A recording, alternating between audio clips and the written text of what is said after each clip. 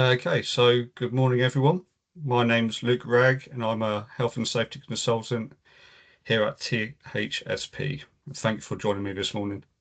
So today's Toolbox Talk is about COSHH. That's the Control of Substances Hazardous to Health. Whether you're working with cleaning agents, paints, dust, fumes, or even biological materials like bacteria or viruses, COSHH is here to ensure that both you and your colleagues stay safe. So the subject we're going to be going through today is what is COSHH and why it matters, the legal responsibilities, routes of entry into the body and COSHH risk assessments, hazard symbols and controls, and lastly, employee responsibilities and emergency actions. So every year, thousands of workers in the UK suffer from illnesses caused or made worse by their work, many of which are linked to exposure to hazardous substances. That's why understanding COSHH is essential to a safe working environment. So COSHH is a set of regulations that was introduced back in 2002. It covers any substance that could harm your health if inhaled, ingested, or absorbed through the skin. So common examples include cleaning chemicals, solvents and paints, dust like wood, flour, or silica, welding gases or carbon monoxide, biological agents like bacteria or viruses. Even materials and residues produced on work practices can fall under COSHH. So the bottom line is if it can harm your health at work, COSHH is more than likely going to cover it. So under COSHH regulations, employers must assess risks from hazardous substances, prevent or control exposure, provide appropriate PPE for the task, train and inform workers, monitor exposure and offer health surveillance where needed, and have emergency procedures in place.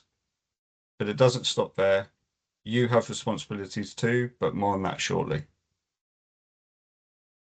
So, how do these substances get into the body? Well, one is inhalation, which is breathing in fumes, gases, or dust.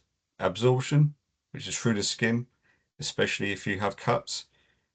Ingestion, swallowing due to poor hygiene, like eating with dirty hands. Or injection, punctures from contaminated sharps. So before using any hazardous substances, a COSHH risk assessment must be carried out. This means identifying the hazardous substance, assessing the risk it poses, deciding on control measures, and recording and communicating this information. A key part of this is checking the safety data sheet, or SDS, for the substance.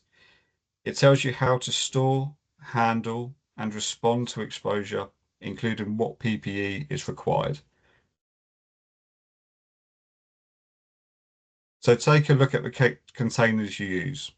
So COSHH uses specific symbols, and it's crucial that you recognize them.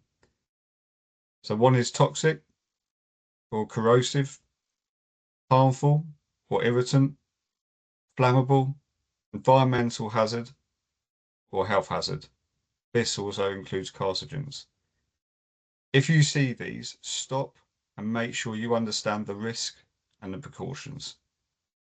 So the control measures for these might include using a less hazardous substance, using local exhaust ventilation, or LEV for short, wearing the right PPE, gloves, goggles, or masks, keeping containers closed, and practicing good hygiene.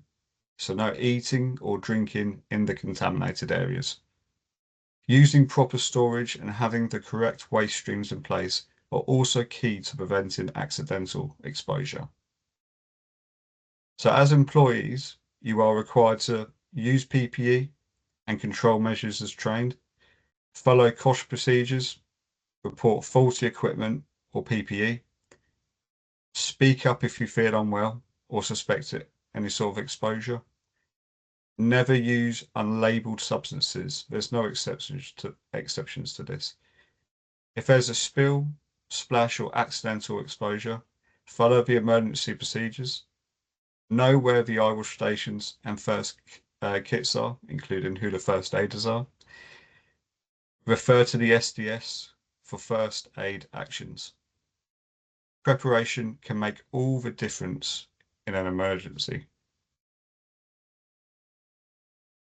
So to wrap up today, COSHH isn't just a box ticking exercise. It's about protecting your health today, tomorrow, and for years to come. And that's for other people who are working around you as well. So make sure you understand the substances you're working with, use the correct PPE, and speak up if you spot a risk.